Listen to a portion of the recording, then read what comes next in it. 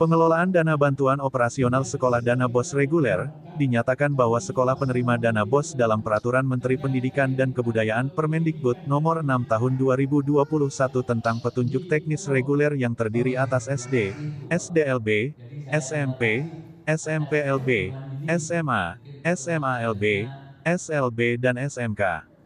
Dalam peraturan dana BOS, dana tersebut bertujuan untuk mendukung program wajib belajar 12 tahun. Dana tersebut merupakan anggaran yang digunakan terutama untuk membiayai belanja non-personalia bagi satuan pendidikan dasar dan menengah sebagai pelaksana program wajib belajar. Namun tujuan pemerintah yang sangat mulia tersebut tidak berbanding lurus dengan adanya dugaan penyalahgunaan dana BOS di beberapa sekolah dasar di Bangkalan. Sehingga memantik lembaga swadaya masyarakat Lira Lumbung Informasi Rakyat melakukan audiensi ke kantor DPRD Bangkalan Komisi D yang dihadiri Kepala Bidang SD, Korwil Tanjung Bumi, Korwil Konang, Korwil Kuanyar, Korwil Blega dan Korwil Bangkalan, Kamis tanggal 30 Mei tahun 2024. Solihin selaku Bupati Lira mengaku kecewa dengan audiensi tersebut karena tidak sesuai yang diharapkan, di mana tidak ada perwakilan kepala sekolah yang menghadiri audiensi di kantor DPRD. Dalam pertemuan tersebut, Solihin berharap dengan audiensi yang kedua, semua permintaan dari pihaknya bisa disanggupi oleh pihak Dinas Pendidikan Kabupaten Bangkalan dengan menghadirkan perwakilan dari kepala sekolah. Untuk saat ini kami merasa kecewa dengan adanya audisi ini karena apa? Apa yang kami minta kemarin-kemarinnya yang dimohonkan itu ternyata mereka tidak merespon. Dalam artian tidak merespon, apa yang kami minta itu tidak terlaksana. Jadi hanya korwilnya aja yang datang.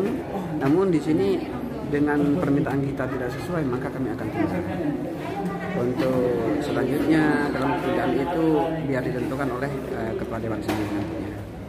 Kami meminta untuk didatangkan kepala sekolah yang telah kami tentukan seperti itu. Terus apakah dari teman-teman Lira itu menyanggupi yang dari permintaan dari salah satu perwakilan dari Dinas Pendidikan? Kami bukan memberikan satu atau mengharapkan satu, tapi paling tidak minimal itu ada 3. Dari satu korwin itu ada 3 kepala sekolah yang harus dibawa untuk menghadiri undangan kami. Kalau boleh tahu sekolah mana aja Pak yang itu nanti kita by surat, nanti kita tentukan itu, nanti kita evaluasi dulu sekolah-sekolah mana aja yang kami anggap sangat urgent seperti itu. Harapannya gimana? Ya, harapan kami para semua yang terundang oleh Lira itu menghadiri dan membawa sesuai apa yang kami minta atau kami mohonkan untuk disandingkan data yang ada di Lira ataupun yang ada di sekolah-sekolah tersebut.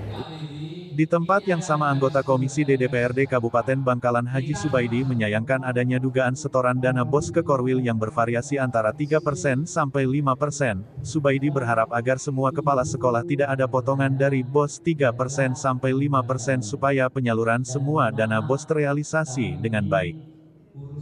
Jadi begini, kita memang wanti-wanti agar semua kepala sekolah itu tidak ada potongan dari BOS. Ya. Zero potongan. Bagaimana? Karena ketika nanti ini tidak ada potongan BOS ini, sekolah ini bagus, semua terrealisasi dengan baik. Lah sampai saat ini saya selalu ada mendengar dan menduga, ini diduga masih potongan itu masih ada.